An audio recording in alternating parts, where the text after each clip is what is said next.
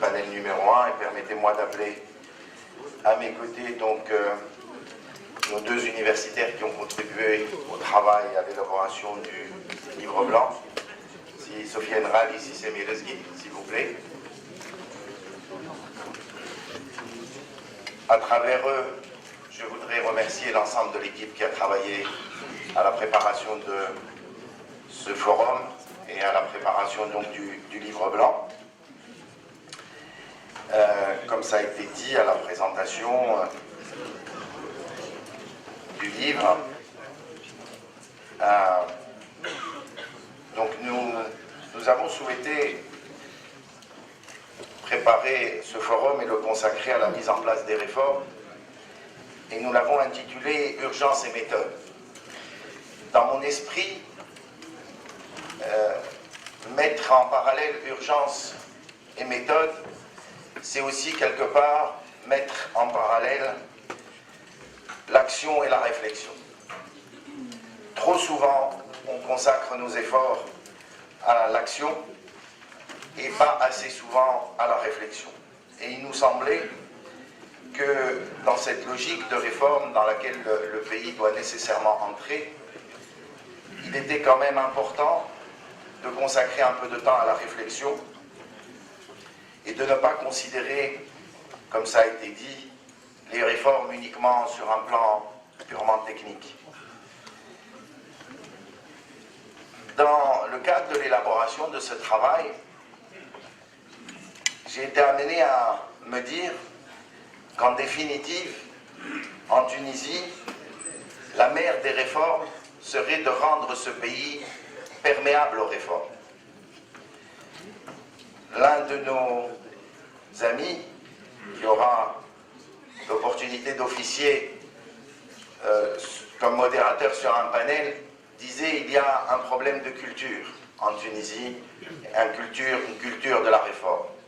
Et il comparait par rapport à d'autres pays, d'autres régions dans le monde, où à la limite le terme réforme lui-même n'existait pas, tant la réforme est quelque chose de continu et de systématique, et qu'on n'a pas besoin d'attendre que des textes de loi deviennent totalement obsolètes ou inefficaces pour penser à les réformer.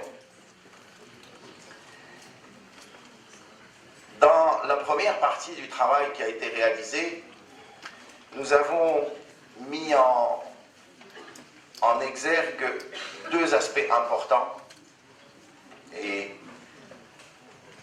on va consacrer un peu de temps, certainement au cours de ce forum, à les étudier, qui sont la capacité politique et la capacité institutionnelle du pays à entamer et à réussir des réformes. Ces deux déterminants d'un pays sont fondamentaux dans sa capacité à mettre en œuvre des réformes et les réussir. Et travailler sur ces déterminants permet justement de répondre à la question de savoir pourquoi des réformes qui maximisent le bien-être social n'aboutissent pas, ne vont pas jusqu'au bout, et leur mise en œuvre s'arrête, ou alors ils sont faits sous forme de réformettes à minima. Alors, je vais recevoir dans ce premier panel Sislim Cheikh, ministre de l'économie et des finances, Madame Ouidet Bouchemewi, Sitar Chabouni. Et j'ai envie de commencer par poser la question à Sislim Cheikh. On a parlé de réformes techniques et il ne s'agit pas simplement des réformes, mais aussi souvent des textes de loi qui sont trop souvent considérés comme des textes techniques, alors que la réalité c'est que les lois sont d'abord des outils politiques. Alors vous êtes en train de préparer une loi de finances complémentaire, donc je ne résiste pas à l'envie de vous poser la question: comment faire pour ne pas considérer cette loi de finances complémentaire comme un texte technique, et comment se prendre pour considérer dans cette loi de finances complémentaire le coût de mise en œuvre des réformes, dont certaines ont été citées par le chef du gouvernement tout à l'heure. Sislim Cheikh, à vous. Merci beaucoup et bonjour. Donc aujourd'hui, comme vous l'avez si bien dit, vous tapez en plein dans le mille. Parce que cette histoire de réforme, c'est la question d'actualité aujourd'hui. Et la capacité à mettre en place ces réformes et à comprendre le processus aussi de mise en place des réformes et la capacité des différentes parties prenantes, que ce soit administration, mais également partis politiques, également société civile, également patronat, également syndicat, la capacité de tous ces acteurs à évoluer, comme l'a dit Ahmed Bouzganda tout à l'heure, du consensus auquel on a été habitué vers le dialogue auquel nous ne sommes pas encore très bien habitués. Tout l'enjeu est là. Tout l'enjeu est là parce que on a quand même passé 4 ans. 4 ans, transition politique principalement, et on a vu dans cette transition politique le dialogue s'installer. Et tout le monde l'a vu, et ça a produit des résultats globalement positifs, parce que nous avons réussi à mettre en place les piliers de la démocratie, même si ces piliers restent à consolider. Aujourd'hui, la page qui s'ouvre, c'est celle de l'économique et du social. Et effectivement, les réformes, vous les avez très bien citées. Pratiquement, vous avez tout dit dans votre film, mini-film. Excellent. On ne peut pas mieux faire. Et ce que vous ne dites pas, c'est que c'est un travail de 20 ans. Vous avez produit en 2 minutes un plan d'action de 20 ans. Et là, personne n'en a conscience. Personne n'en a conscience parce qu'il ne suffit pas d'appuyer sur un bouton pour faire le PPP, la réforme fiscale, la réforme douanière, la réforme des différents secteurs, éducation, etc. etc. Ça, c'est 20 ans de travail. Et c'est exactement le timing aussi dont la Tunisie a besoin pour mettre en place la vraie démocratie. Parce que ce n'est pas parce que du jour au lendemain on a décidé qu'on allait devenir démocrate et qu'on a réussi à organiser des élections législatives et présidentielles reconnues internationalement comme étant démocratiques, qu'on a une véritable démocratie en Tunisie. Et vous voyez un peu, de temps en temps, il y a une crise qui émerge par-ci, par-là, soit dans une région, je ne sais pas comment elle est née, soit dans un parti politique. Et bon, ça prouve qu'il y a encore... Alors maintenant, la loi de finances. Juste une seconde, vous parlez de 20 ans, mais d'autres pays ont réussi à faire beaucoup plus et beaucoup plus vite. Justement, et donc ça c'est l'intérêt de ce travail que vous initiez, c'est comment faire plus, comment faire mieux, comment faire plus vite, comment faire même, parce que parfois on ne fait pas. Et aujourd'hui, l'intérêt de cette réunion, c'est de commencer à construire le processus de réforme. Mais pourquoi processus de réforme? C'est pas pour faire des réformes.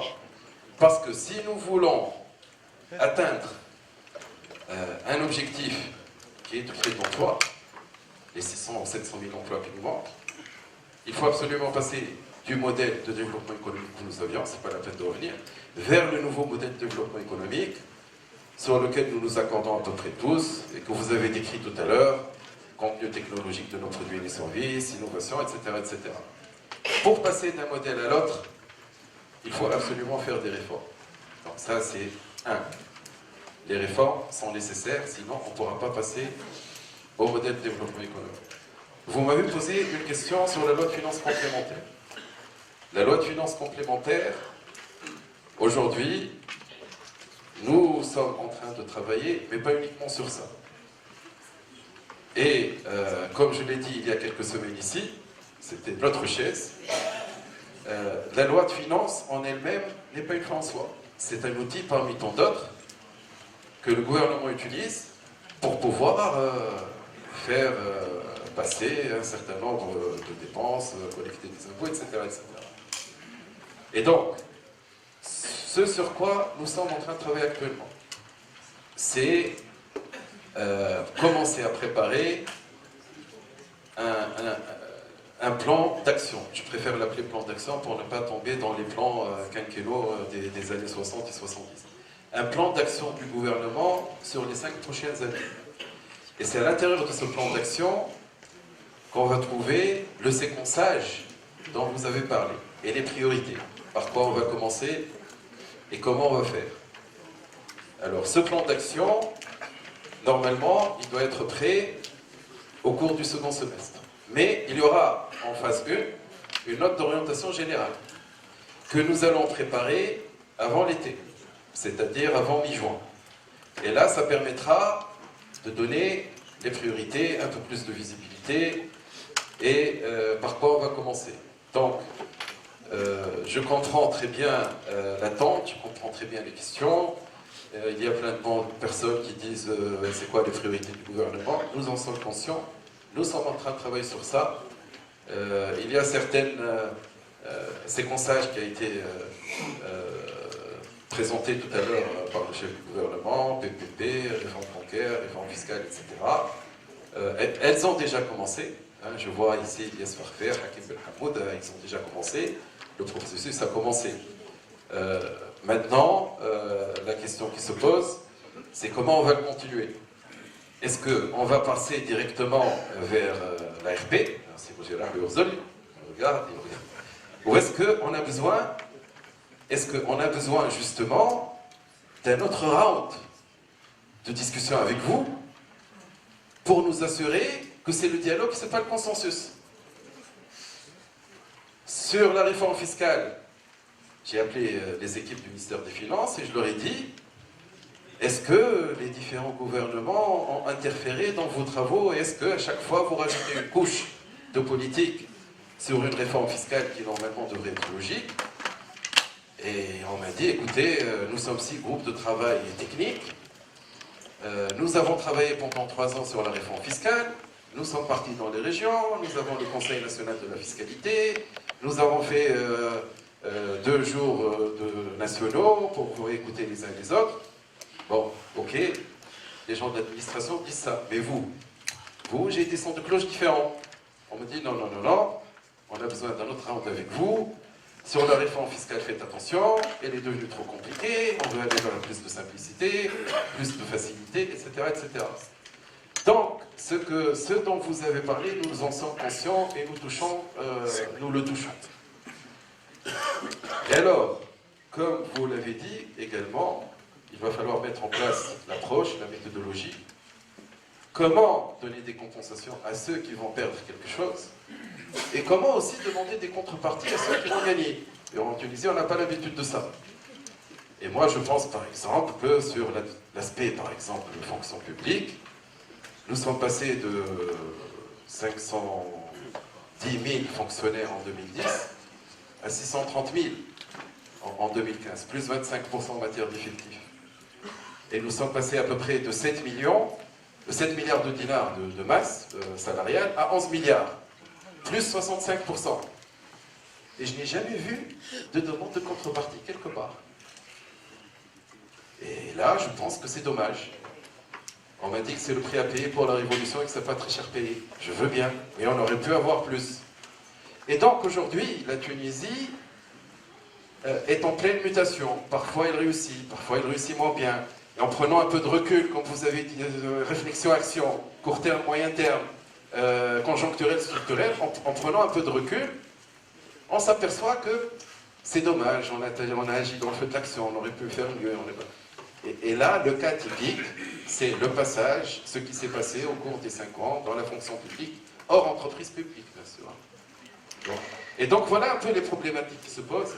Donc encore une fois, je pense que le travail, le livre blanc va être utile à tout le monde, parce qu'il permet justement de nous donner ces fondements théoriques et ces idées venues d'ailleurs qui vont nous permettre d'enrichir le débat et d'éviter peut-être de faire des erreurs parce qu'on ne le savait pas. Donc, dorénavant, personne ne peut dire je ne le savais pas. Et la deuxième chose, ce que je voudrais dire, c'est que nous sommes conscients de tout cela et nous sommes en train d'y travailler, mais ce n'est pas facile. parce que parfois on est obligé de jouer aux pompiers, et vous l'avez vu au cours des 4 dernières semaines, au détriment des choses essentielles qui conditionnent l'avenir du pays, et ça c'est dommage. Et là je voudrais lancer un message très clair. Chaque Tunisien est responsable de l'avenir de son pays.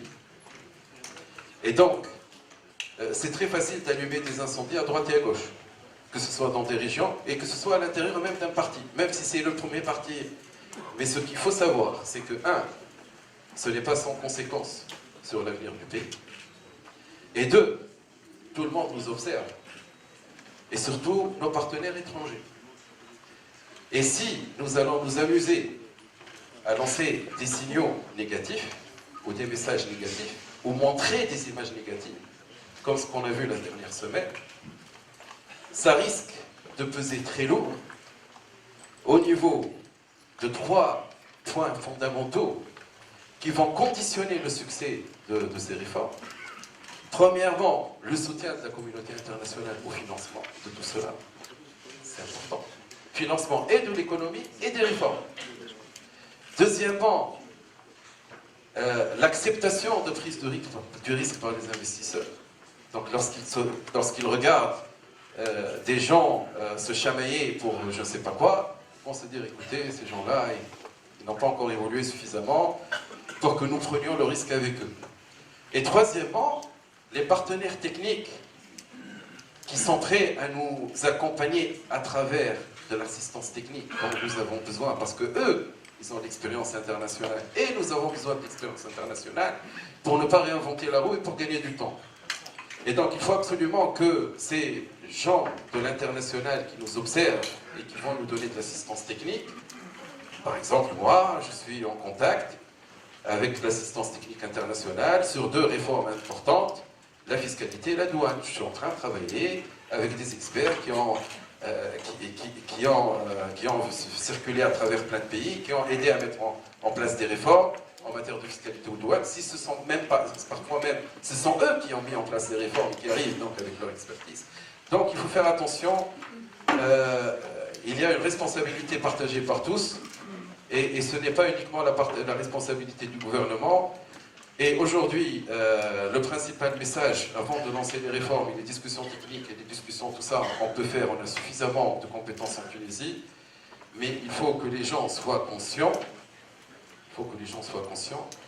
qu'aujourd'hui, la Tunisie a besoin de stabilité, de sérénité, de travailler dans la continuité, si on veut absolument mettre en place ces réformes. Sinon, on ne pourra rien mettre en place. Vous verrez dans le document qu'on vous a remis que justement la stabilité politique, la coalition politique forte et la faible opposition ne sont pas nécessairement signes de réussite dans les réformes économiques. J'ai envie de venir vers vous, Madame Bouchemel. Il parlait donc de savoir s'il y avait un deuxième round nécessaire. Le chef du gouvernement a parlé des lois qui sont aujourd'hui dans le circuit, dans le pipe pour approbation. Est-ce que ces lois, aujourd'hui, PPP,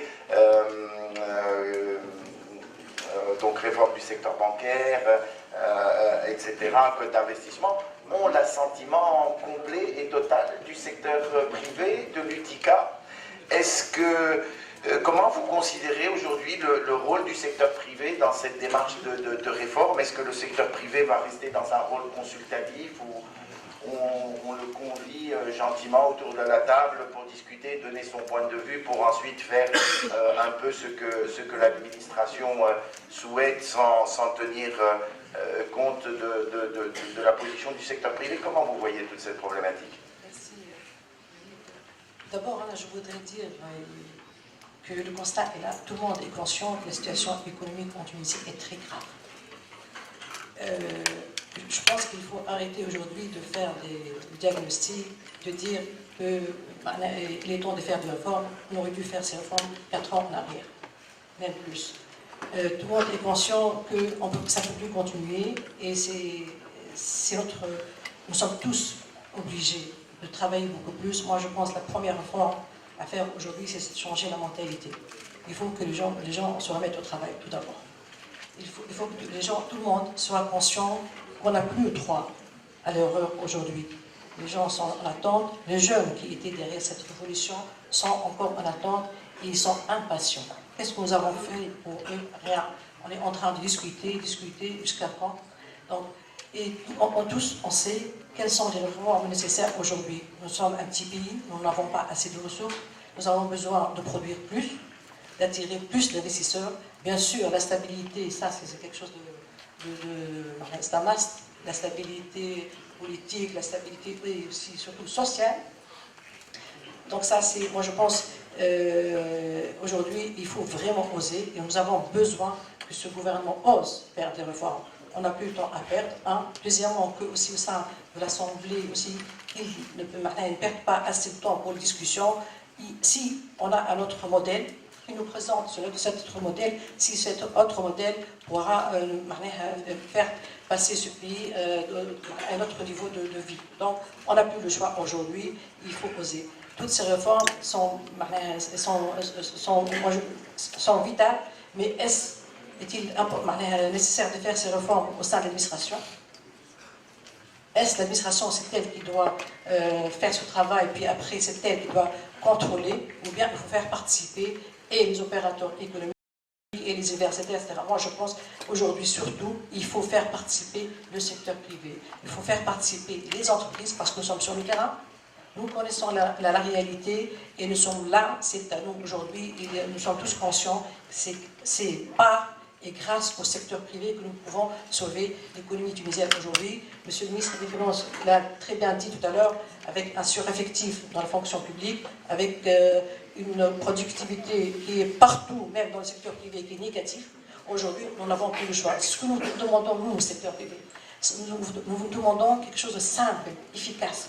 On n'a pas besoin vraiment de s'asseoir autour d'une table pour rester des heures et des heures pour discuter.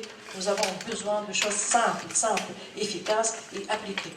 Et surtout, faire respecter la loi. Donc, c'est ça. Et en plus, nous avons fait beaucoup de réformes. Il est temps de faire un état des lieux. Pourquoi on a échoué? Pourquoi ça ne marche pas? Et où va-t-on? Voulons-nous arriver vers quel modèle économique? Donc là, moi je ne veux pas parler trop de PPP, on a tellement parlé de PPP, du code des investissements, de la loi réforme fiscale.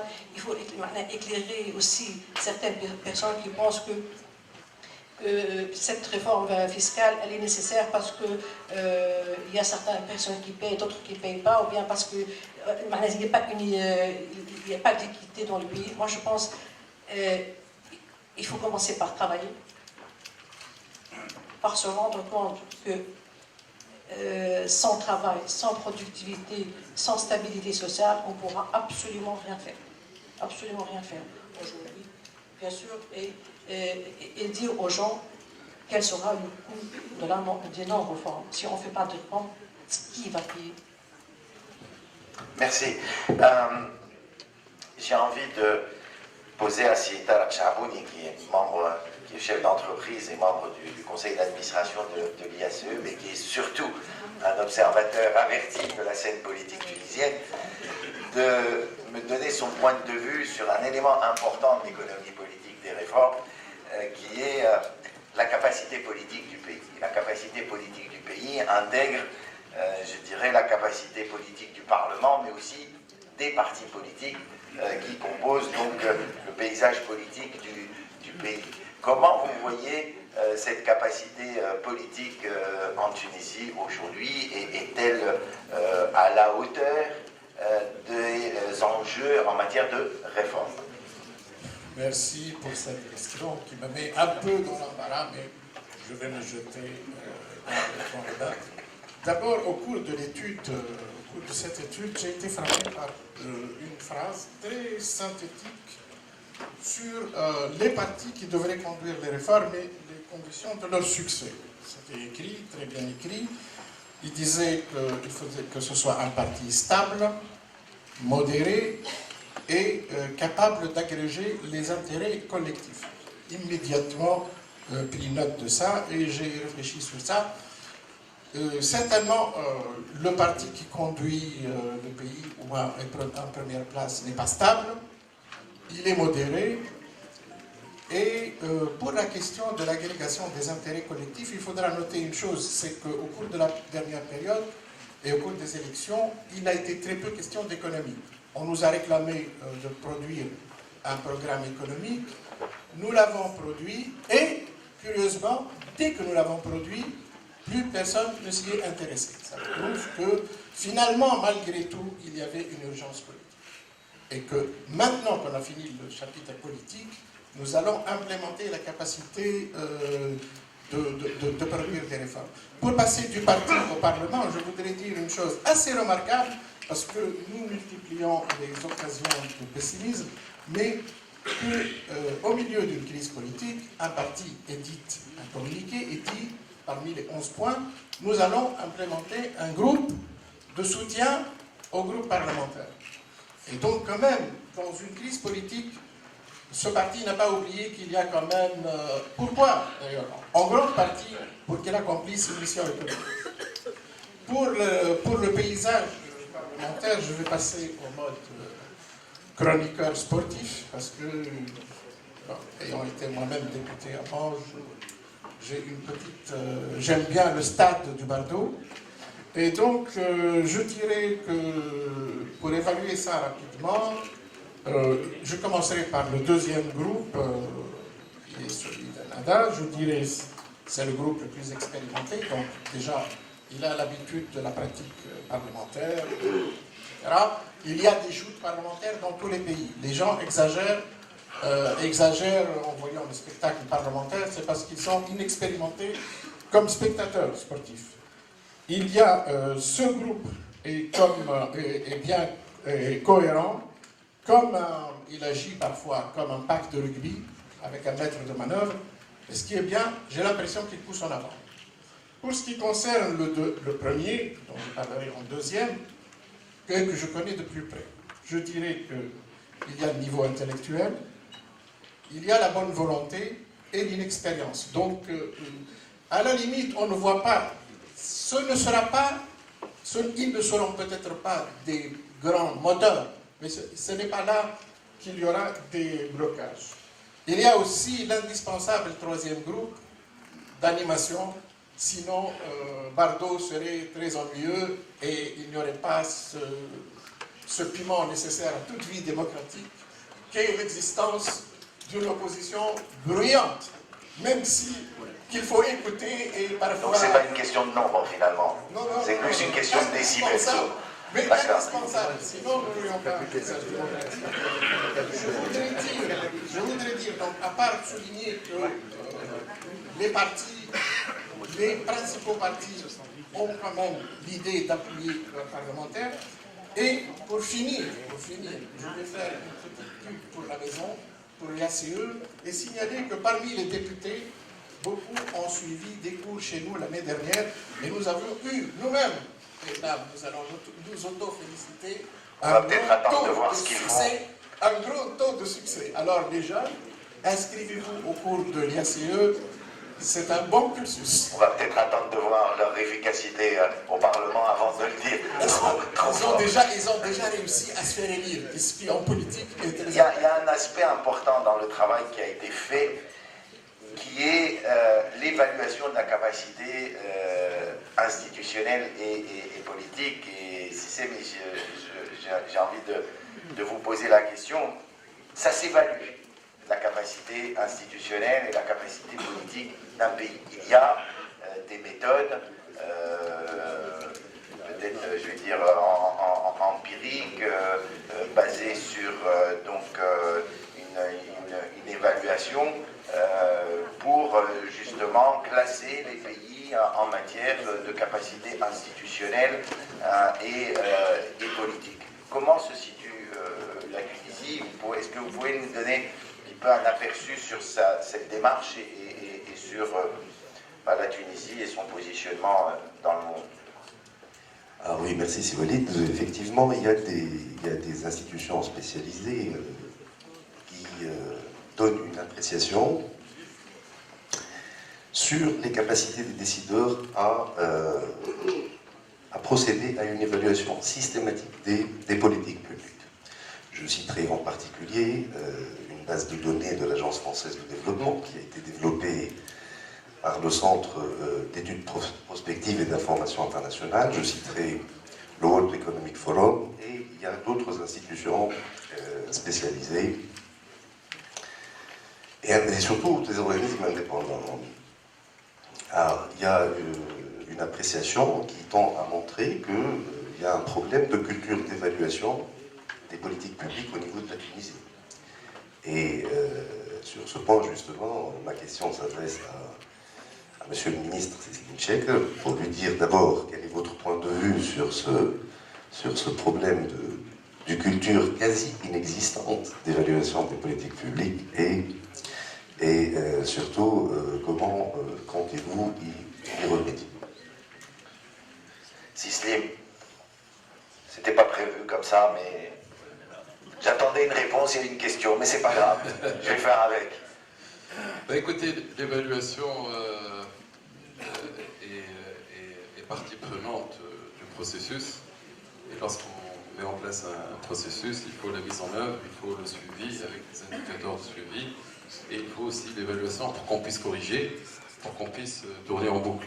On met en place, on identifie, on met en place, on fait le suivi, on évalue, on ajuste et on repart de plus belle. Donc on est tout à fait pour l'évaluation. Et aujourd'hui, les problèmes qui se posent, c'est comment mettre en place des outils, des tableaux de bord qui nous sortent des choses relativement rapidement. Et sur certains secteurs, nous avons de bonnes traditions en la matière. Et sur d'autres, malheureusement, les systèmes d'information sont à reconstruire. Donc, effectivement, c'est un problème. Et il va falloir le rajouter parmi les différentes actions qui devront être menées. Si Sofiane, un commentaire de votre part sur ce qui a été dit depuis ce matin, et en particulier sur, je veux dire, la situation macroéconomique de la Tunisie et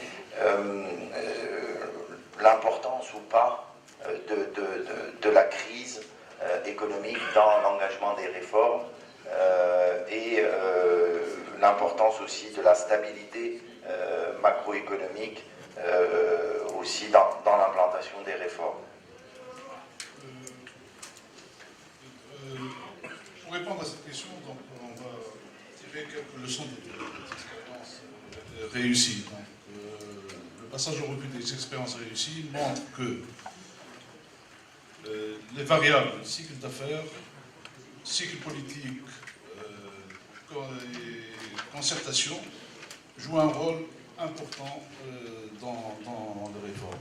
Par exemple, si on prend le cas de réforme du marché du travail, bon, l'étude des différentes expériences des pays de l'OCDE montre que ce type de réforme a un lien avec le cycle politique et le cycle d'affaires. Cycle politique, c'est-à-dire que ce type de réforme a de grandes chances de réussir s'il est entamé en début de mandat. Mais par rapport au cycle d'affaires, il faut que ce soit lors d'une reprise économique et non en période de crise, parce qu'en période de crise, ce type de réforme va accentuer le problème du chômage. Pourquoi en période de reprise? Parce que le gouvernement, dans ce cas-là, aurait des capacités, disons, financières pour compenser les perdants et donc créer un consensus autour de la réforme. Mais le plus important, c'est que les réformes, pour qu'elles réussissent, il faut que le gouvernement qui va les entamer ait au préalable obtenu un mandat clair. Il faut qu'il ait déjà annoncé. Les grandes réformes ne peuvent pas être mises en œuvre sans adhésion préalable des différents acteurs. Il faut un mandat clair, il faut que la réforme ait été annoncée, étudiée, les différents aspects de la réforme. Mais globalement, est-ce que la situation de la Tunisie aujourd'hui est propice à l'engagement des réformes. La situation sur un plan macroéconomique aujourd'hui. Disons que l'état des finances publiques va être un frein, un handicap pour engager par exemple des réformes au niveau du marché du travail, au niveau de la compensation, etc. Parce qu'il y a un jeu d'équilibre qui s'établit au niveau entre différents partenaires. Il y a des perdants et des gagnants, il faut satisfaire les perdants sans trop attiser l'appétit des gagnants, etc. Donc, il y a un jeu d'équilibre qui va s'établir. Et donc, avec des finances publiques dans un état, je ne sais pas comment le qualifier, donc l'action, l'exercice va être un peu difficile. Mais donc, mais c'est la volonté politique aussi qui est déterminante dans ce cas-là. C'est le défi de Zizek, donc d'arriver à mettre en œuvre un financement des réformes et en termes de coût global. Oui. Je vais répondre. Ouais. J'ai une petite question à M. le ministre. Est-ce que ce gouvernement ose faire des réformes? Un, tout d'abord. Puis deux, il ne faut pas que ces réformes soient faites dans un bureau. Alors il faut aller au devant. Aujourd'hui, on n'a plus le temps. La situation économique est très grave. En plus, on ne va pas dire il faut satisfaire tel parti ou telle organisation. On n'a plus le choix aujourd'hui. A-t-on le choix? C'est trop tard. Alors, 4 ans, nous avons perdu 4 ans. Puis, Dieu sait, nous allons perdre notre place. Vous voyez ce qui se passe aujourd'hui au Maroc. En Égypte, dernièrement, ils ont changé leur code d'investissement. Et puis, vous savez, la valeur des Tunisiens, l'importance de la Tunisie dans cette région, ils ont osé le faire. Et là, je pense qu'aujourd'hui, on n'a plus le choix. Si nous voulons vraiment avancer, si nous voulons donner de l'espoir à ces jeunes, si nous voulons mettre en exergue le travail des gens, parce qu'aujourd'hui, on est en train vraiment de minimiser ceux qui réussissent. On est en train de diaboliser l'homme d'affaires. On est en train de mettre les bâtons dans le roue pour toute personne qui a Madame, l'espoir. Permettez-moi d'aller un peu plus loin là-dessus. Vous dites donc qu'effectivement, mettre les bâtons dans les roues, les problématiques d'autorisation, de procédures administratives, etc., de démarches administratives aussi pour le chef d'entreprise aujourd'hui qui consomme donc énormément d'énergie et d'argent. Mais en même temps, quand on parle de réforme, on parle aujourd'hui en Tunisie d'une économie de rente, on parle aujourd'hui d'une situation de captation de richesses aussi du fait de ces autorisations qui font que seules certaines personnes peuvent avoir accès à certaines activités parce que il y a un pouvoir discrétionnaire de l'État qui fait que c'est lui qui autorise ou pas ces activités. Quelle est la position du secteur privé par rapport à ça? Quasiment toutes les activités aujourd'hui en Tunisie sont soumises à autorisation dans le secteur de l'énergie, dans le secteur financier, dans le secteur industriel aussi. Quelle est la position du secteur privé par rapport à ça? Parce que quand on parle de perdants et de gagnants, il est aussi clair que si on réforme ces textes-là, si on facilite l'investissement, si on ouvre l'investissement donc en Tunisie, nécessairement il y a aujourd'hui des gens qui vont être des perdants et ces gens-là font partie de ce qu'on appelle globalement le secteur privé. Donc comment vous voyez cet aspect-là? Quelle est votre position par rapport à ça? Vous savez, nous sommes dans un environnement ouvert. Nous avons choisi la chambre d'économie tunisienne. On ne peut pas vivre tout seul. On a assez de ressources, mais on n'a pas assez de moyens. Aujourd'hui, nous voulons diversifier l'idée en Tunisie. Si nous voulons aller vers le devant, innover, on n'a plus besoin de. Bien sûr, les secteurs stratégiques vont dépendre de l'État, on est tous conscients. Mais aujourd'hui, il faut la chance aux jeunes, il faut encourager l'initiative privée, il faut encourager l'entreprise. Ce que nous voulons, c'est appliquer la loi, respecter la loi, mais faciliter les procédures. Et puis, il y aura toujours le contrôle. Il y a l'État. Nous avons besoin de cette unité de l'État pour le contrôle, mais pas pour créer de la richesse. C'est le privé qui va créer de la richesse. Donc, tendre sur cela. Puis, l'utilisation, moi je pense dans certains secteurs, étant d'aborder ces secteurs d'énergie, le secteur des finances, Il faut dire le cas de vérité, il faut dire qui est responsable, qu'est-ce qu'on a fait, et puis clore, pas pour tout. Hein. C'est pas la peine de condamner des gens quelque part Oui. parce qu'on a entendu telle chose. On va laisser Sislim répondre à Madame Bouchamé, oui, mais moi j'aimerais justement poser une question qui me semble importante. À un moment où l'IACE participait à la commission consultative sur l'élaboration du nouveau code d'investissement, on avait parlé d'un préalable à l'époque, on avait dit mais il y a des préalables à l'élaboration d'un code d'investissement, c'est la réforme fiscale, puisque le code d'investissement est une dérogation au droit commun, donc il faut d'abord fixer le droit commun avant de fixer les dérogations, et puis on avait dit il y a des secteurs qu'il faut savoir ce qu'on va en faire, et en particulier le secteur de l'énergie. Et à l'époque, on m'avait dit, non, ne vous inquiétez pas, le secteur de l'énergie est en cours de réforme, et la réforme est entre les mains de la STEG. Slim, donc j'additionne ma question à la question de Mme Bouchamé pour dire, est-ce que là, il n'y a pas un problème de méthodologie, est-ce qu'il n'y a pas un problème de méthode que de venir confier à un opérateur public le soin d'élaborer un texte pour réformer un secteur? Il y a une série de questions que j'ai notées, donc je vais essayer de répondre. Est-ce que la situation est propice à l'engagement des réformes? Il n'y a jamais de situation propice, mais aujourd'hui, oui, en Tunisie, je pense qu'on est un dos au mur, soit on réforme, soit on va aller en arrière, et donc c'est clair. Est-ce qu'on va pouvoir trouver les financements nécessaires aux réformes? Chaque fois qu'on a quelque chose, un projet, qui s'appelle réforme, qui s'appelle autre chose, chaque fois qu'on a un projet qui soit clair, avec des objectifs clairs, qui tiennent la route, on arrive toujours à trouver des financements. Donc le problème n'a jamais été un problème de financement, le problème a surtout été un problème de conception, de clarté des objectifs, de capacité de mise en œuvre, etc. Donc je ne m'inquiète pas trop à la possibilité de faire à trouver des financements. Oseront-on faire des réformes? Ben oui, écoutez, je vous ai dit, nous avons été élus et nous allons repasser dans 5 ans devant les électeurs et ils vont nous demander des comptes par rapport à notre programme. Et ce programme ne pourra jamais réussir, ne pourra jamais produire des résultats si les réformes ne sont pas mises en place.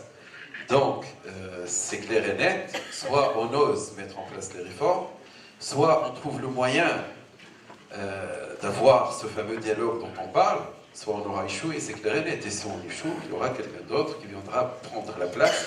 Et là, c'est un peu le résultat positif des réformes qui ont été mises en place sur l'aspect politique. Et donc, vous voyez que nous commençons à obtenir des résultats, et je pense que ces résultats, on doit les poursuivre au niveau économique et social. La problématique des démarches administratives, est-ce qu'on a encore vraiment besoin de différentes autorisations? C'est une question tout à fait d'actualité. Effectivement, il faut libérer les initiatives, il faut que les gens aient la possibilité d'investir sans perdre de temps, parce que perdre du temps, c'est perdre de l'argent. Et on a vu beaucoup de projets échouer, parce qu'au lieu de démarrer le 1er janvier 2015, à cause justement des différentes autorisations administratives, ils vont démarrer le 1er janvier 2016. Et donc par rapport à leur business plan, par rapport à leurs états financiers, à leurs projections, emploi, ressources, etc., il y a ce décalage, et ce décalage parfois il fait mal lorsque on ne l'a pas prévu ou parce qu'il est là à cause des différentes autorisations qu'on vous impose et qu'on prend un temps fou à obtenir. Et j'en sais quelque chose parce que lorsque j'ai quitté le gouvernement en 2011, j'ai passé 3 ans dans le secteur privé et je sais ce que c'est que courir derrière des autorisations et je sais ce que c'est qu'avoir des projets à plusieurs millions de dinars, c'est des investissements à 30 et à 40 millions de dinars en Tunisie, avec de l'argent tunisien, qui vont produire de l'emploi, où je ne demande aucun avantage, sauf avoir une autorisation qui n'a plus de raison d'être, parce qu'on l'a vu en Tunisie, alors que les gens envoient des satellites un peu partout dans l'espace, on en est encore à demander des autorisations du ministère de la Santé pour avoir un scanner. C'est vraiment hilarant, mais c'est la réalité des choses. Et j'ai donc 2 projets d'investissement dans les régions qui vont créer 400 emplois dans chaque région. Et j'arrête pas de courir à droite et à gauche. S'il vous plaît, je dois acheter un scanner, sinon mon projet n'est pas rentable. Écoutez, acheter un scanner aujourd'hui, c'est 3 fois rien. Et pourtant, c'est ça la réalité aujourd'hui de la Tunisie. J'en ai parlé à Hakim lorsqu'on a lancé le dialogue national au ministère des Finances. Je sais qu'il s'en rappelle. Et donc, stop. Franchement, si vous voulez que les gens investissent, arrêtons avec ce cirque. Qu'est-ce que c'est que cette histoire? Donc arrêtons ce cirque. Il n'y a aucune personne censée en Tunisie qui mettrait 30 millions de dinars et qui s'amuserait à acheter un équipement dont elle n'a pas besoin et dont la rentabilité économique n'est pas justifiée. Donc arrêtons cette histoire et il faut absolument qu'on revoie tout ça, qu'on remette à plat tout ce système et qu'on reconstruise un autre système. Sinon, on ne réussira jamais. Donc je suis à 100% sûr avec Madame Bouchamé sur l'aspect des démarches administratives, de la facilitation des procédures, etc., etc. Alors, le secteur de l'énergie, donc ça c'est la grande question. Le débat n'existe pas uniquement ici, il a existé il y a quelques mois à l'ANC, sous la présidence de M. le Président de l'ANC, et vous savez très bien qu'on a mis plusieurs garde-fous pour que le secteur de l'énergie soit plus visible, plus transparent, que les gens puissent voir un peu ce qui se passe dans ce secteur. Mais là également, c'est pas normal, ce n'est pas naturel, ce n'est pas sain économiquement, que ce soit la steak qui souffle le chaud et le froid, que ce soit la steak qui fasse la pluie et le beau temps. Il faut absolument que ça change. Le secteur d'énergie, c'est un secteur parmi tant d'autres. Et il faut absolument qu'on enlève ces tabous sur certains secteurs, etc. Et là aussi, soit on ose changer, soit on ose regarder les difficultés en face, soit on ose remettre à plat les systèmes et construire des systèmes dignes du 21e siècle, parce qu'on a changé de siècle. Je vous rappelle que ça fait 15 ans qu'on a changé de siècle, mais on continue à travailler sur certains secteurs avec ce qui a été mis en place juste après l'indépendance. Au ministère du Commerce, on travaille encore avec des décrets médicaux, je vous le dis. Au ministère du Commerce. Hein. Donc ça vous donne une idée du chemin qu'il nous reste à parcourir pour moderniser. Ils sont intemporels finalement.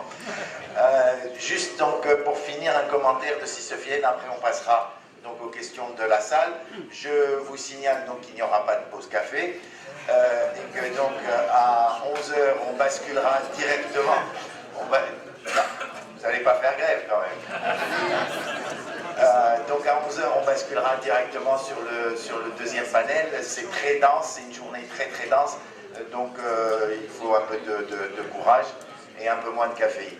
Si Sophie. Moi je voudrais poser des questions à Mme Bouchamé. Mme Bouchamé préconise de mettre la mise en place sans tarder de différentes réformes.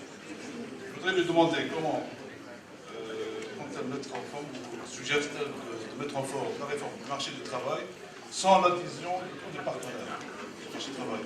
Deuxième chose, comment expliquer que le code d'investissement, le projet de code d'investissement a été retiré? Pourquoi a-t-il été retiré? Une problématique, il faut une adhésion complète des partenaires pour que le projet réussisse. T'as la micro, t'as la micro. Donc, comment mettre en place la réforme du marché du travail en obtenant l'adhésion de tous les partenaires, et pourquoi le code d'investissement a été retiré? Le nouveau projet de code d'investissement a été retiré. Je vais commencer par la deuxième question. Je ne suis pas la responsable du retrait du code d'investissement. Donc il faut demander pourquoi Parce qu'il y aura n'a pas obtenu l'adhésion. Non, mais il y aura si Yassim Brahim tout à l'heure avec nous et on lui posera la question, on la glissera au modérateur du panel d'après. C'était avant, c'est Yassim. Moi je pense que l'ancien gouvernement, lorsqu'il a retiré le code d'investissement, il y avait des raisons pour lesquelles ils ont retiré, il n'y avait pas de consensus. Donc il faudrait bien poser à ces Hakim, puisqu'il est là, il est présent. Pour la première question, pour les réformes concernant le marché du travail, c'est tout à fait normal. On ne peut pas le faire tout seul. Hein. Il faut bien qu'il y ait l'adhésion de notre partenaire social. Sans lui, on ne peut rien faire. Donc, il faut qu'il y ait... Donc, nous avons commencé, nous, le dialogue politique, le dialogue économique, le dialogue social. J'espère qu'on continuera à le faire. Il y a eu formation de certaines commissions. J'espère avec ce ancien nouveau ministre des Affaires sociales qu'il continuera à travailler là-dessus parce que nous avons besoin aujourd'hui qu'il y ait plus de flexibilité, surtout sur le marché du travail, si nous voulons vraiment donner plus de possibilités aux entreprises. Donc là, je suis tout à fait d'accord avec vous. On ne peut pas le faire tout seul. Hein. On a besoin de l'adhésion. Là, non, oui, bien sûr. Aucune réforme. C'est très simple. Il n'y a pas eu de discussion, il n'y a pas eu de débat autour de toutes les réformes. C'est pour ça qu'elles ne pourront pas être mises en place, implémentées tout de suite. Le travail n'a pas été fait. Il n'y a pas eu de travail. Alors, l'administration ne peut pas faire des réformes, puis après elle va contrôler. L'administration est obligée de travailler avec nous, avec tous les partenaires. Donc, on doit travailler ensemble pour qu'il y ait des réformes simples, pour appliquer ces réformes.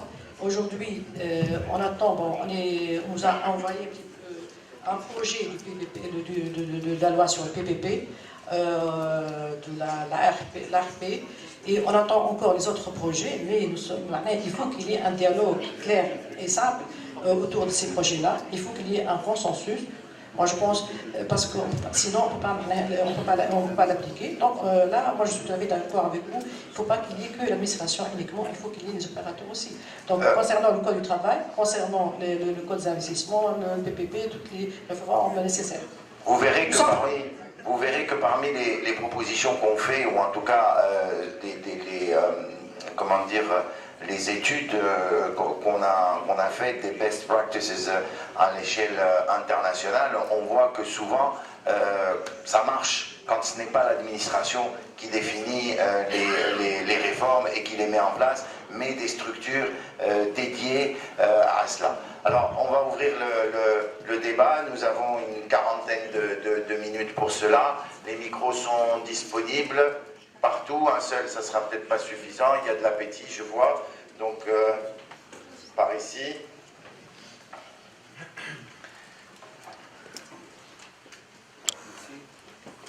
Vous vous présentez, s'il vous plaît. Vous nous dites à qui vous posez votre question et allez-y. Ok, merci Mohamed Arabi, donc CNP, c'est formateur à l'ISIE. Donc, je vais poser ma question au ministre, particulièrement M. le ministre des Finances. Vous parlez de réforme d'urgence. Et comme l'a bel et bien signalé M. le ministre, ça peut prendre même 20 ans de faire des réformes. Pourquoi ne pas parler de restructuration? Et je pense que le dénominateur commun de tout ce qui a été dit, c'est de trouver de l'emploi, c'est de trouver de l'emploi pour tout le monde. Donc, ma question est la suivante. Pourquoi ne pas réfléchir de manière sérieuse pour la création d'une caisse assurance emploi? Cette caisse servirait à résoudre les problèmes des chômeurs, c'est-à-dire à leur trouver de l'argent, de l'autofinancement pour qu'ils réalisent leurs projets, et surtout d'apporter des garanties pour que ce soit financé par les banques. Vous avez parlé tout à l'heure que les charges salariales de l'État, le budget de l'État sont passées de 7 à 11, 25 000 d'emplois supplémentaires pour les entreprises de l'État et pour les ministères. Est-ce que c'est vraiment ça? Est-ce que c'est ça? Est-ce que c'est comme ça qu'on va résoudre le problème? Je me le demande. Merci. Merci. Juste devant vous. Je suis le président du Cercle des économistes de Tunis. J'ai une question qui, je pose peut-être à M. le ministre et Mme Bouchamel aussi, qui est la suivante. Il y a ce qu'on sait de la littérature sur l'économie politique et des réformes, s'il y a une leçon principale qui est retenue. C'est que je sais ce qu'il faut faire comme réforme économique pour le pays pour résoudre le problème de la croissance, du chômage. Vous le savez, toute la salle le sait. Le gouvernement le sait et même ceux qui ne sont pas là, ils le savent. Mais le grand problème, c'est qu'aucun gouvernement ne sait comment se faire réélire une fois que les réformes sont mises en place. C'est la leçon principale qui doit être retenue de l'économie politique, de la réforme. Et ma question, c'est que, et la solution qui sont posées, c'est qu'il faut qu'il y ait une réforme à la Schröder. Il nous faut un Schröder en Tunisie. Il nous faut un Premier ministre, un ministre des Finances, qui est un Schröder, qui fait les réformes, ce qui a été fait en 2002 en Allemagne, mais qui perd les élections 3 ans plus tard. Ce qu'on voit exactement actuellement en Grèce, c'est la même chose, c'est qu'ils ont commencé à mettre les réformes, mais après ils ont perdu les élections. C'est-à-dire il nous faut, si vous voulez, un autre terme, il nous faut un kamikaze pour faire les réformes. Et ma question, peut-être pour Monsieur le ministre des Finances, est-ce qu'il est prêt à être, parce que le ministre des Finances, c'est le plus important, je pense, pour mettre en place les réformes, est-ce qu'il est prêt à jouer le rôle de Schroeder ou du kamikaze, ou est-ce qu'il voit, on a peut-être un signe pour le gouvernement, et est-ce qu'il peut jouer le rôle du kamikaze? Et la deuxième partie de la question, si vous permettez, c'est que les méthodes de mise en œuvre des réformes, soit c'est le tripartisme entre le gouvernement, une coalition entre le gouvernement, le syndicat et le patronat, soit une coalition politique qui a un programme de réforme. Et ma question ici pour le ministre des Finances, est-ce que le gouvernement réfléchit actuellement à mettre en place un programme national d'intérêt général qui permet de faire une coalition pour mettre les réformes en place? Merci beaucoup. Merci Stéphane. En cette période de tension et de djihadisme islamique, je n'aurais pas utilisé le terme kamikaze, mais bon, je vous laisse la responsabilité du terme.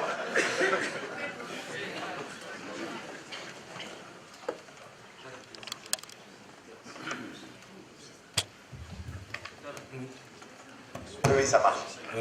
Tarek Naïssa, industriel. Bon, ce que j'ai vu dernièrement à la télé, c'était impressionnant. J'ai vu tous les ministres aller sur le terrain. Ça, c'est excellent.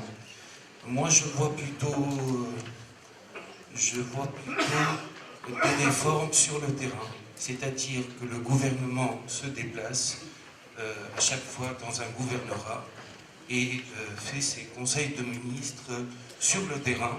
Et là, il fait par la suite, au bout de 3 mois, il fait le tour de tout le gouvernorat pour voir les problèmes sur le terrain et faire le tour de...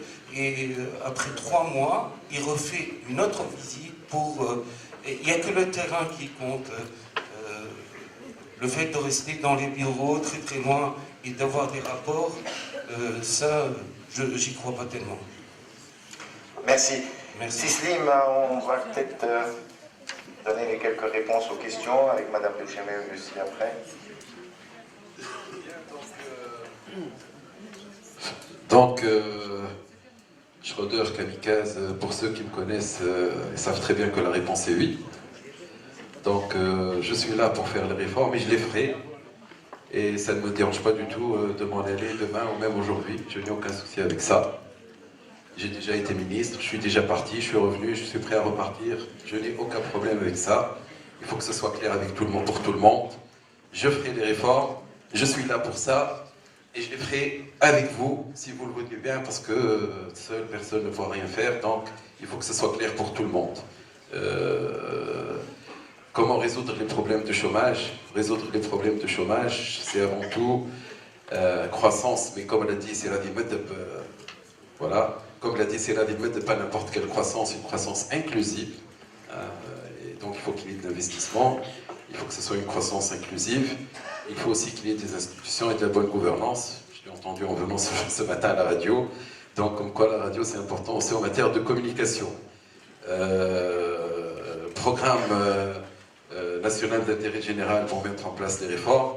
Moi, ce que je peux vous garantir, c'est que, encore une fois, je le dis, je le répète, on fera les réformes ensemble, avec les syndicats, avec les IACE, avec les organisations professionnelles, avec les partis politiques, avec la société civile. Il va falloir qu'on travaille tous ensemble pour mettre en place les réformes.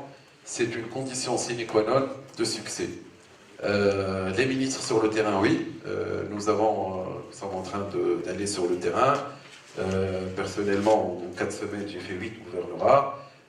Il y a d'accord l'aspect regarder ce qui se passe comme difficulté, mais n'oubliez pas que nous sortons d'une campagne électorale, et donc nous avons déjà vu pas mal de difficultés, mais ce qui a changé par rapport à la campagne électorale, c'est que, par exemple, moi, quand je me déplace sur le terrain, je vais visiter tout ce qui est structure relevant du ministère des Finances.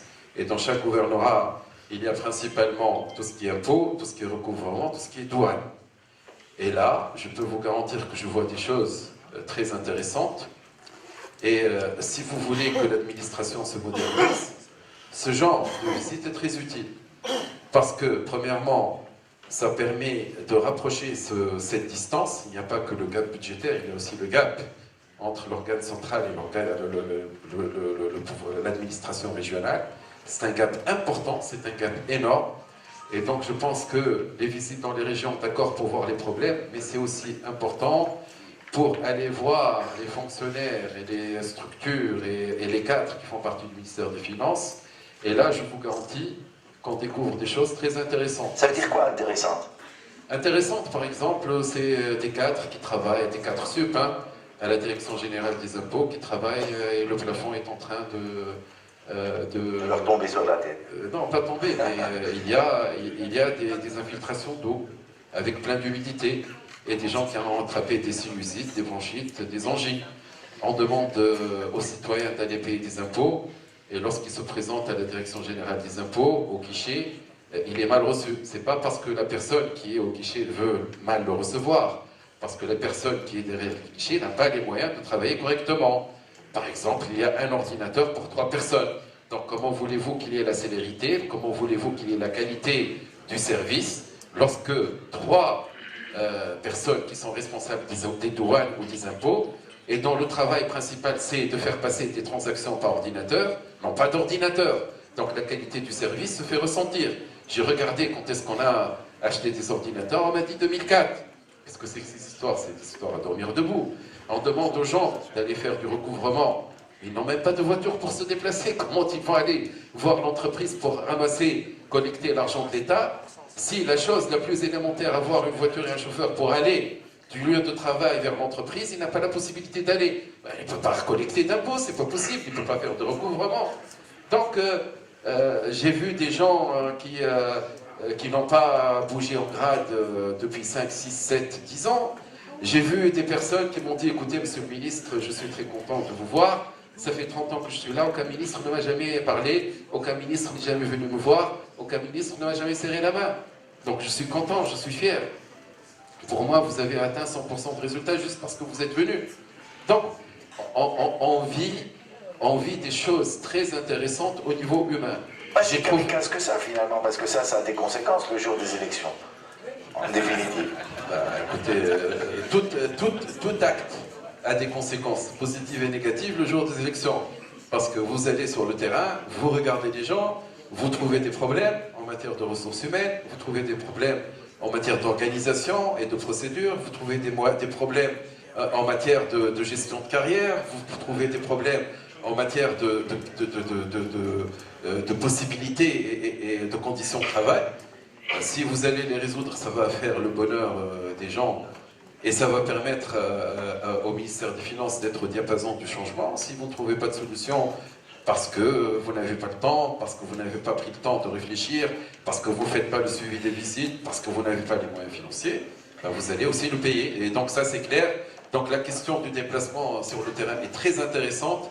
Et effectivement, je pense que ça c'est vraiment, c'est comme ça qu'on va pouvoir introduire les réformes au sein de l'administration. Mais Slim, vous imaginez, vous parliez tout à l'heure de votre passage dans le secteur privé. Et puis bon, vous avez au ministère du Commerce été confronté au secteur privé et travaillé avec le secteur privé. Mais vous imaginez le décalage que cela, pour nous, chefs d'entreprise, les gens du secteur privé, pour le terrain et le quotidien, d'entendre parler de présence sur le terrain. Mais il y a un décalage absolument énorme. Est-ce qu'aujourd'hui, moi, la question que je me pose, et je vais donner la parole à Madame Bouchamé après, c'est est-ce qu'on n'a pas aujourd'hui vécu au cours des 30, 40 dernières années un décalage énorme entre l'évolution du secteur privé dans le management, dans la gestion de l'entreprise, pendant que l'État, l'appareil public était totalement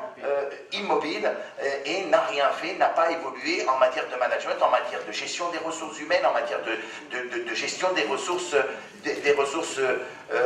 tout court. Avant de vous donner l'opportunité de répondre à ça, je vous demande, Madame Bouchamé, éventuellement de répondre et de commenter ce que je viens de dire.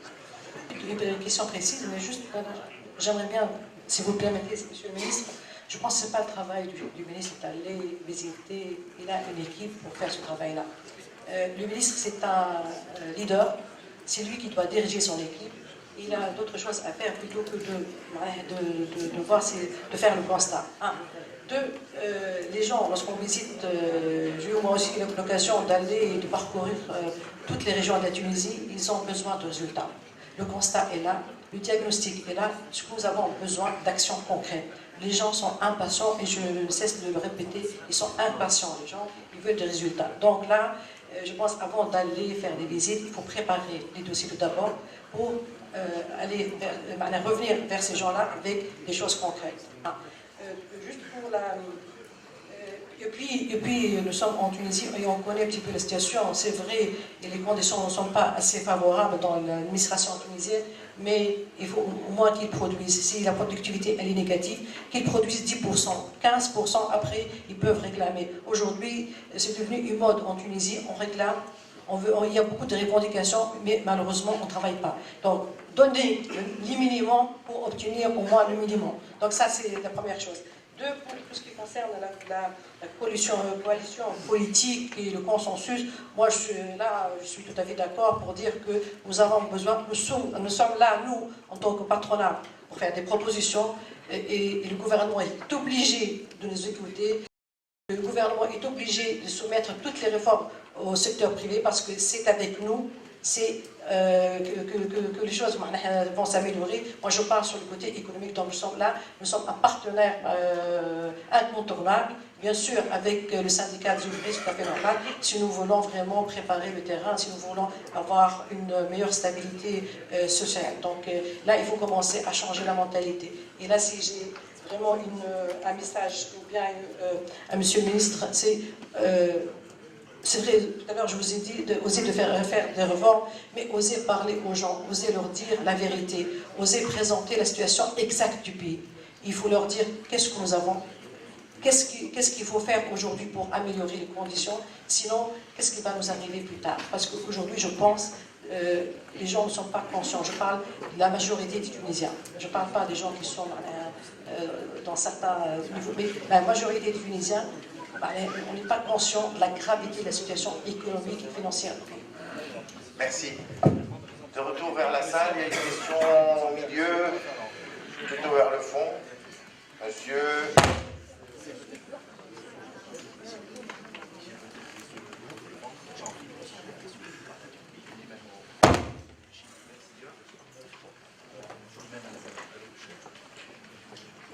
Oui, je me présente donc Slim Ammar, chef d'entreprise. Ma question est à Madame Ouided Bouchemé, vu qu'elle a vraiment parlé de ce sujet. Pour moi, on parle de réforme, on parle d'un changement de modèle économique qui passe par le facteur humain, c'est sûr. Et Madame Bouchemé a parlé de productivité et de changement de mentalité. Mais pour moi, je pense que la question, est-ce que le changement de mentalité, c'est la cause ou l'effet? Pour moi, je pense qu'il ne faut pas être passif et penser que c'est les faits. Et il faut penser comment changer les mentalités avant tout pour pouvoir atteindre nos objectifs. Donc, après, moi je pense aussi qu'il faut penser comment aider toutes les sociétés, les PME, le secteur étatique à changer les mentalités, à travailler par objectif, parce que sinon, moi je pense qu'on ne peut pas vraiment arriver à réussir les réformes sans changer les mentalités, mais comment changer les mentalités et comment pouvoir changer les mentalités. Merci. Merci. Question devant ici. Levez-vous pour qu'on... Voilà.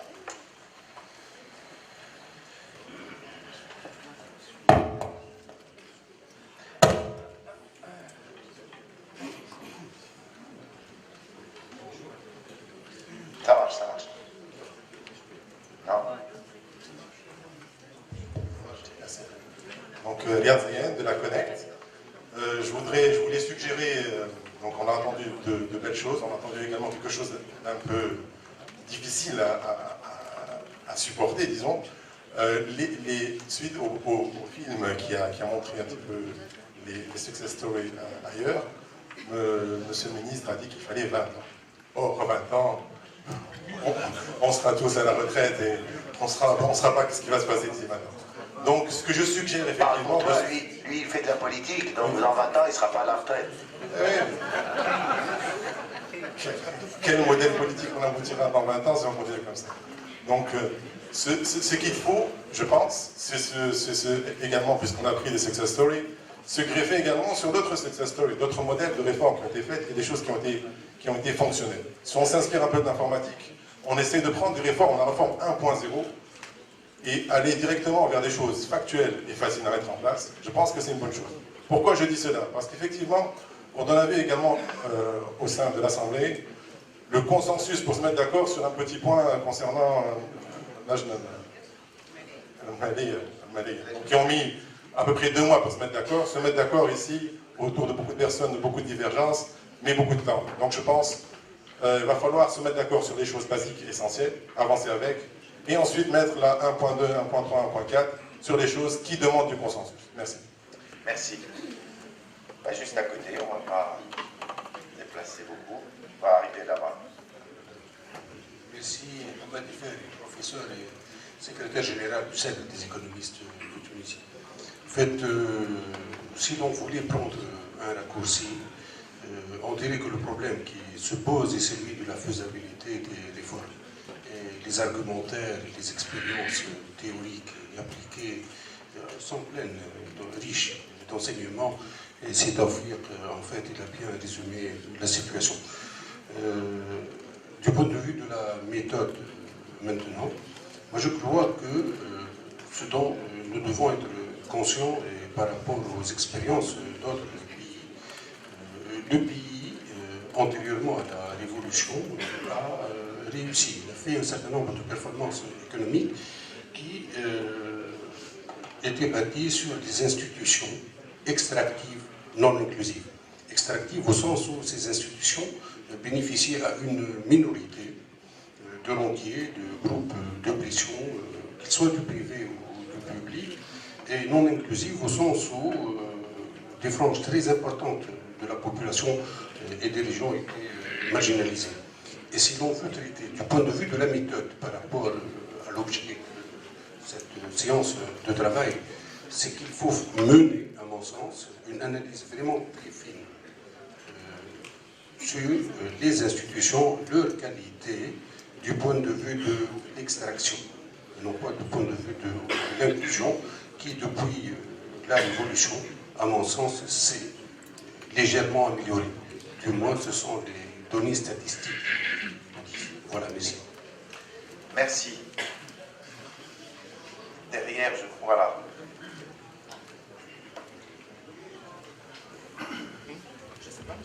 Abdelaziz Hleb, Tchika. J'ai 2 propositions à M. le ministre des Finances. Une sur la méthodologie et l'autre sur les priorités. En ce qui concerne la méthodologie, le micro est C'est bon. On sait qu'en matière de réforme, comme en matière de gestion de projet, il y a des bonnes pratiques, il y a des mauvaises pratiques. Et en matière de bonnes pratiques, on sait qu'il faut absolument distinguer entre le maître d'ouvrage, celui qui définit les objectifs, qui fait le suivi, qui évalue, du maître d'œuvre qui met en œuvre, qui a le savoir-faire pour mettre en œuvre des réformes. Si on confond les 2 rôles, on sait que ça dérape. À partir de 2 exemples qui ont été ce matin, on est en plein confusion justement entre maître d'ouvrage et maître d'œuvre. On a parlé de la STEG, qui conçoit des réformes en matière d'énergie, alors qu'elle met, c'est un metteur en œuvre, c'est pas un maître d'ouvrage, c'est un opérateur. Et mais exactement aussi pour le ministère des Finances, pour la fiscalité. L'administration fiscale ne peut pas définir les objectifs d'une réforme fiscale. Elle sera chargée de la mise en œuvre. Il faut que la dimension politique soit très claire, très nette en matière de réforme. Les objectifs, le système d'évaluation, le suivi doit être séparé de manière très stricte de la structure qui est chargée de la mise en œuvre. Malheureusement, c'est un réflexe qui n'est pas réellement bien implanté en Tunisie. On confond toujours ces 2 rôles et j'espère que pour la réforme qui va engager, on puisse distinguer de manière très claire celui qui définit les objectifs, qui a les indicateurs, qui fait le suivi, qui met en œuvre pour qu'on puisse réellement suivre et vérifier que les objectifs ont été atteints. Ça, c'est en ce qui concerne la méthodologie. En ce qui concerne les priorités, je propose au ministre une loi avec un article unique, en une seule phrase, qui peut réellement faire le bing bang en matière d'économie. C'est de dire tout est autorisé sauf ce qui est explicitement interdit par la loi. Point à la ligne.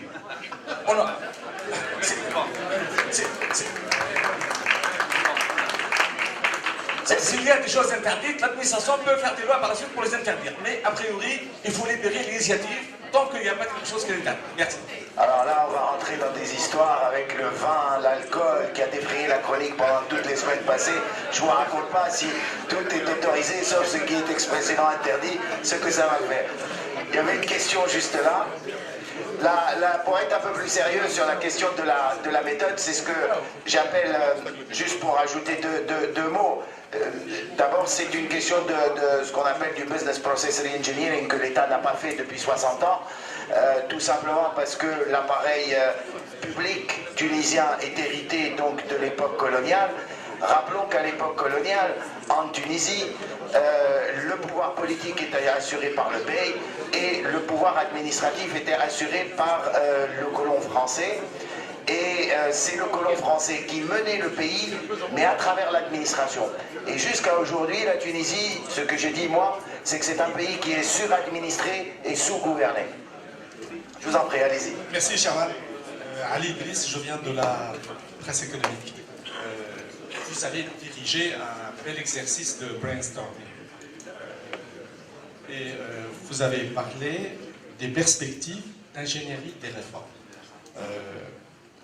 Je rebondis sur le mot que vous avez utilisé de l'ingénierie de l'État. Il s'agit de faire passer l'État de sa situation de puissance publique à un État réformateur, régulateur.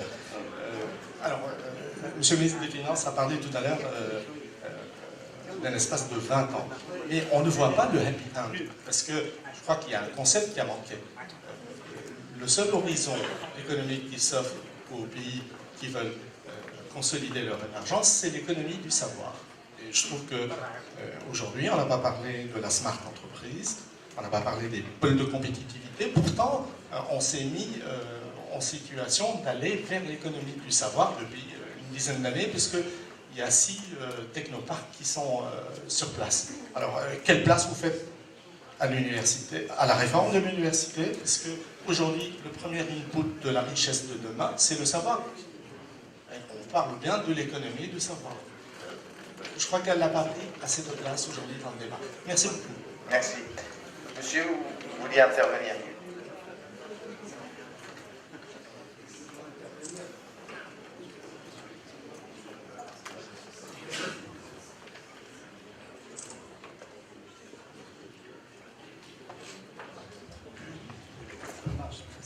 Je vous remercie. Je dois intervenir dans le panel suivant. Oui, tout à fait. Bon, vu l'intérêt des discussions ici, je suis tout à fait très satisfait. Et je voudrais quand même faire 2 remarques. La première, ça concerne l'absence de la dimension multinationale des réformes. C'est-à-dire qu'on ne réforme pas de la même manière si vos voisins ou vos partenaires ont déjà réformé.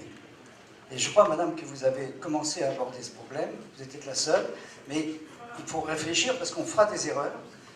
Et si, par exemple, le Maroc, et vous avez dit l'Égypte, ont fait des réformes importantes, ou bien vous acceptez de voir les entreprises marocaines ne plus venir en Tunisie et les entreprises tunisiennes partir au Maroc. Et ça change beaucoup les choses, l'inverse. La deuxième chose, elle concerne mon collègue parisien qui est intervenu tout à l'heure et un ami de longue date. Bien sûr qu'il y avait les kamikazes. Bien sûr que Schröder apparaît comme un kamikaze. Mais vous savez pourquoi il y avait des kamikazes? Parce que quand ils emmenaient des bombes pour les lâcher sur les navires américains, ils ne pouvaient pas revenir. Donc, sur la base de l'expérience de Schröder, on peut faire un progrès technique et peut-être trouver l'équivalent de l'avion qui peut faire l'aller et le retour en matière de réforme. Et donc c'est pour ça, monsieur le ministre, que j'espère que vous sortirez avec un peu plus d'optimisme de cette session. Merci. Merci. On va passer peut-être aux réponses. Cécile, il y a beaucoup de questions pour vous aujourd'hui. Donc,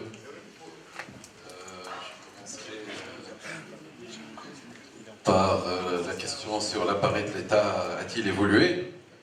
Je pense qu'il ne s'est pas arrêté, peut-être pas à à la même vitesse que le secteur privé, mais quand même, l'État a beaucoup évolué. Je vois un système tête qui est au fond de la salle là-bas. On a quand même travaillé sur la mise à niveau dans les années 90 et le fameux accord de partenariat avec l'Union européenne qui a changé pas mal de choses.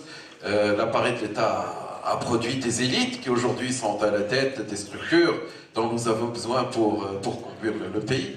Donc l'appareil de l'État a travaillé, il a produit des résultats, peut-être pas parfaits, bon, mais la perfection existe-t-elle? La question se pose. Je suis d'accord avec Mme Bouchamé pour dire on a besoin d'actions concrètes. Est-ce qu'il faut aller sur le terrain? Est-ce qu'il faut rester au bureau? Moi, je trouve qu'il y a un équilibre à trouver entre se déplacer, pas trop se déplacer, etc. Mais elle a raison sur les actions concrètes, elle a raison sur l'impatience des gens qui veulent des résultats immédiats. Elle a entièrement raison quand elle dit que nous sommes incontournables, qui va produire les 700 000 emplois dont nous avons besoin, sinon le secteur privé. Donc là, tout à fait d'accord avec elle. Et là, ça renvoie un peu à la question des rôles respectifs de l'État et du secteur privé. Et donc là, les réponses sont claires. L'État ne peut pas créer les 700 000 emplois dont nous avons besoin aujourd'hui, mais l'État a un nouveau rôle à jouer en matière de bonne gouvernance, en matière de respect d'un certain nombre d'acquis sociaux. C'est lui qui veille à la régulation, au respect de la loi, etc. Et c'est au secteur privé d'investir, de travailler, de créer de l'emploi, d'exporter tout ce que vous voulez. Et il faut absolument que l'État et le secteur privé apprennent à travailler ensemble. Et il faut absolument que chacun apprenne à tirer sa force de la force de l'autre. Et si l'un des deux maillons de la chaîne est un peu plus faible que l'autre, ben, ça va tirer vers le bas plutôt que vers le haut. Et je rajouterai aussi un troisième partenaire qu'il va falloir introduire un jour ou l'autre, parce qu'on n'en parle pas trop, sinon pas du tout. C'est toute la partie économie sociale et solidaire qui devrait jouer un rôle important en Tunisie, qui n'a pas encore atteint le rôle qu'elle devrait atteindre, surtout dans les régions antérieures, surtout au niveau de la femme rurale, surtout au niveau des jeunes, donc tous ceux qui restent au niveau de la micro-entreprise, de la très petite entreprise familiale. Donc il y a énormément de travail, il y a énormément de potentiel. Donc pour la personne qui m'a dit vous allez sortir un peu plus optimiste, moi je suis toujours optimiste, donc j'ai pas de problème. Mon optimisme n'est pas remis en cause, sinon on ne pourra pas travailler, donc ça c'est clair. Oser parler aux gens, leur donner la situation réelle du pays, c'est ce qu'on n'arrête pas de dire depuis 2 semaines. Chiffré, oui, oui. Enfin, on a quand même entendu une chose et son contraire. On a quand même entendu. Non, ça c'est. Bon. Donc il faut vraiment faire attention aux déclarations et ne pas prêter au ministre des Finances des choses qu'il n'a jamais dites et qu'il n'a jamais prononcées. Ça doit rassurer. Et j'ai pris le temps et la patience et il a répété à plusieurs reprises la réalité des choses. Donc je ne sais pas d'où c'est venu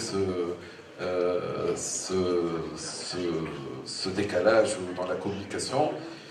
Autre problème important, quand je parle de 20 ans, ça ne veut pas dire qu'on va s'arrêter, on ne va rien faire et dans 20 ans on va tout avoir. Non, non, non, on va avancer, il y aura un processus itératif, on va construire par couche, et la fameuse boucle donc, de l'identification, de la mise en œuvre, de l'évolution, de la correction, de la remise en œuvre, etc. Et donc on va avancer par processus itératif pendant 20 ans, mais écoutez, on peut aller plus vite, je l'espère, parce qu'on a tout ce qu'il faut pour aller plus vite. On a les compétences, on a les expériences internationales, on a l'assistance technique, et on ne demande pas mieux que d'aller plus vite. Après, les mentalités. Au fait, s'il y a quelque chose à retenir de ce qui s'est passé en 2011, c'est la problématique de la ressource humaine et de la gestion des ressources humaines. Autant en Tunisie, nous sommes compétents sur tous les aspects techniques. Vous avez besoin de commissaires aux comptes, il y en a plein. Vous avez besoin de médecins, il y en a plein. Vous avez besoin d'ingénieurs, il y en a plein. Je reviens à mon expérience du secteur privé parce qu'elle a été très intéressante. J'ai utilisé tous mes réseaux pour trouver 3 bureaux d'études, si on ose appeler ça bureau d'études, plutôt entreprises individuelles, capables de m'aider à mettre en place un véritable diagnostic, une stratégie, des objectifs, un plan d'action en matière de GRH dans la boîte où j'ai travaillé. Et donc, le véritable enjeu des prochaines années, entre autres parmi les enjeux dont on a parlé, ça va être la capacité de l'entreprise tunisienne à mettre en place des politiques de GRH. Mais quand vous dites l'entreprise tunisienne, vous y incluez l'administration? J'inclus tout le monde. D'accord. Ça me rassure. Parce que vous pouvez mettre en place des objectifs, des outils de production et tout ce que vous voulez, et parce que vous n'avez pas pris, ou bien vous n'avez pas fait attention à la nouvelle problématique qui est venue s'ajouter aujourd'hui au niveau de notre paysage, qui est la GRH, vous pouvez, à cause de cela, atterrir avec une grève, 1 jour, 2 jours, 3 jours, 5 jours, qui va vous coûter le bénéfice ou le résultat d'une année de travail. Et à mon avis, le véritable enjeu, parmi les enjeux importants des prochaines années en Tunisie, c'est d'avoir des compétences en GRH. Nous en manquons énormément. Il faut absolument avoir des compétences, des consultants, des bureaux d'études, etc. Et il faut absolument que les entreprises tunisiennes intègrent dans leur plan d'action, dans leurs investissements, les politiques GRH. Donc je pense que ça, c'est important, aussi bien pour l'administration que pour le secteur privé. Au niveau des bonnes pratiques, du maître d'ouvrage, du maître d'œuvre, je suis entièrement d'accord avec Haleb, d'ailleurs on en a parlé à plusieurs reprises, et donc sur la dimension multinationale des réformes, oui, il faut absolument, la Tunisie est ouverte, elle restera toujours ouverte, et donc il y a une dimension multinationale, et donc ça vous donne une idée donc, de l'ampleur de la tâche qui nous attend. Monsieur le ministre, je me suis fait un point d'honneur, donc je vous arrête, je me suis fait un point d'honneur à passer le témoin à 11h. Il reste une dernière question de la part de notre ami Slim. Je voulais juste dire que pour le changement de mentalité, donc c'est plutôt un problème dans l'économie politique des réformes, si j'ai à peu près bien compris, c'est plus une gestion du changement et des résistances au changement, et je pense que ça fera l'objet de discussions plus approfondies, panel suivant. Comité directeur de l'IACE. Je voulais rappeler que dans le titre de notre session de ce matin, il y a le mot urgence. Et je n'ai pas senti que ce sentiment d'urgence était vraiment présent. Donc ma question s'adresse à Monsieur le ministre et au gouvernement en général. Est-ce qu'il y a véritablement ce sentiment d'urgence aujourd'hui? Moi j'aimerais ne pas être d'accord, ou je ne suis pas d'accord sur le fait de dire qu'il y a eu le temps du politique et le temps de l'économique. Les deux sont parfaitement associés. On a perdu malheureusement 4 ans. Maintenant, tout de suite, nous avons besoin d'action. Et je pense que dans les réformes, il y a déjà celles qui sont d'ordre administratif pur. Elles ne dépendent pas du Parlement, elles dépendent purement de l'action gouvernementale. Et elles nécessitent du courage politique. Aujourd'hui, nous avons besoin, par exemple, de faire appliquer les lois. On a parlé de code du travail, mais notre code du travail, déjà, appliquons-le. Quand je vois à la télévision nationale que l'on fait des grèves de solidarité qui sont interdites par la loi, on n'est pas en train d'appliquer le code du travail. Appliquons déjà ce qui existe. Donc, rassurons les investisseurs sur le fait que nous sommes un État de droit. Il y a des lois, nous les appliquons. Ça, c'est un premier élément. Deuxième élément, il y a des réformes administratives. C'est beaucoup de papiers qui peuvent être supprimés, beaucoup d'autorisations qui peuvent être supprimées, ou au moins respectons des délais de réponse. Mais quand l'administration met 4 mois, met 5 mois, met 6 mois, je crois qu'il y a un véritable décalage entre le temps de l'entreprise, et on compte en heures, on ne compte même pas en semaines, et le temps de l'administration qui met des mois à réagir. Alors ensuite, pour tout ce qui est réforme beaucoup plus structurelle, qui doivent passer devant le Parlement, là on a besoin, je pense, d'une vision. Et je ne suis pas sûr qu'aujourd'hui nous ayons une vision partagée de ce que nous voulons pour notre économie. Quand on parle de loi sur les PPP, quand on parle de choses comme ça, c'est une vision qui est différente de celle de certains membres peut-être de ce Parlement qui, eux, voient beaucoup plus l'État comme un État-providence. Désolé Slim, je suis obligé de te couper. il y a la pression. Il faut que je cède la parole au prochain panel. Donc 30 secondes si Slim Sheikh pour répondre.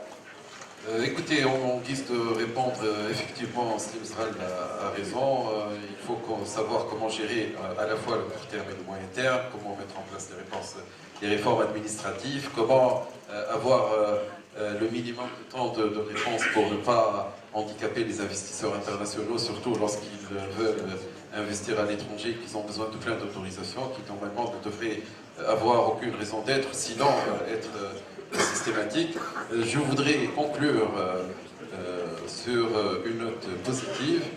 Je tiens à affirmer haut et fort que nous allons faire des réformes, que nous osons faire des réformes, que nous allons faire des réformes avec vous, parce que c'est vous qui allez créer de l'emploi, et que nous sommes parfaitement conscients de l'importance du calendrier, du séquençage, de la méthodologie, de l'approche, etc.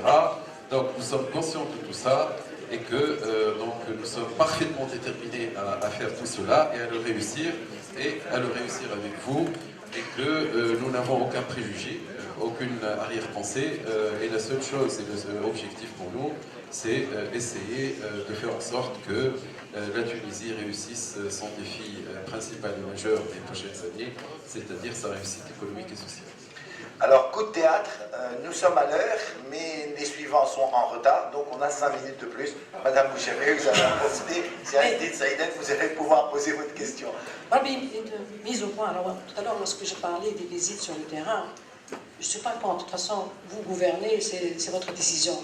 Mais j'ai bien dit clairement qu'il fallait bien organiser ces visites et aller avec des résultats concrets. Donc là, c'est pour ne pas interpréter autrement ce que j'ai dit tout à l'heure à propos des visites dans les régions.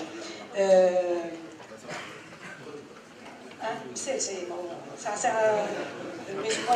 ne faut pas qu'on pense qu'on a dit ici qu'il ne fallait pas... Moi, j'ai eu le privilège de visiter toutes les régions de la Tunisie, même 2 fois. Donc là, je vais le faire aussi prochainement. À propos du changement de mentalité, tout à l'heure on a parlé, moi je pense que la première chose à faire, c'est au niveau de l'administration. L'administration, c'est notre partenaire. Nous sommes tous d'accord. Il faut qu'il y ait un changement pour une meilleure efficacité, pour une meilleure souplesse et pour un meilleur contrôle. C'est une question. À vous le mot de la fin. Je vois le panel suivant qui arrive. Donc, un micro ici, Asdin.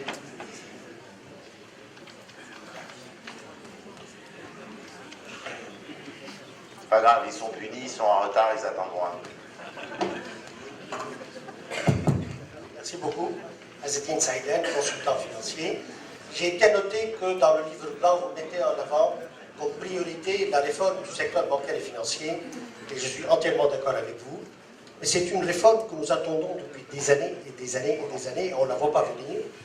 Et là, je pose la question, qui est responsable de l'élaboration, de la conception de cette réforme?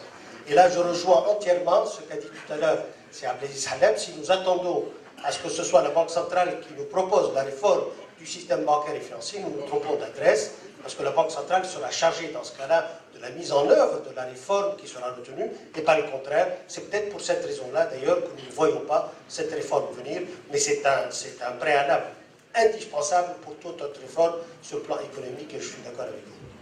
Merci. Sistine, vous voulez dire un mot là-dessus, certainement. Vous a montré le prochain dossier sur lequel vous allez travailler, la réforme du système financier. Donc on attend les propositions de l'IACE, et si on a un travail de qualité comme le livre blanc que vous venez de produire, c'est tant mieux pour tout le monde. Eh bien, très bien, on va relever le défi. Merci beaucoup, merci à tous. Je vous demande de bien les applaudir. Et donc je vais passer la main à mon ami Hedi Arbi, qui va modérer donc le deuxième panel. Hedi, the floor is yours.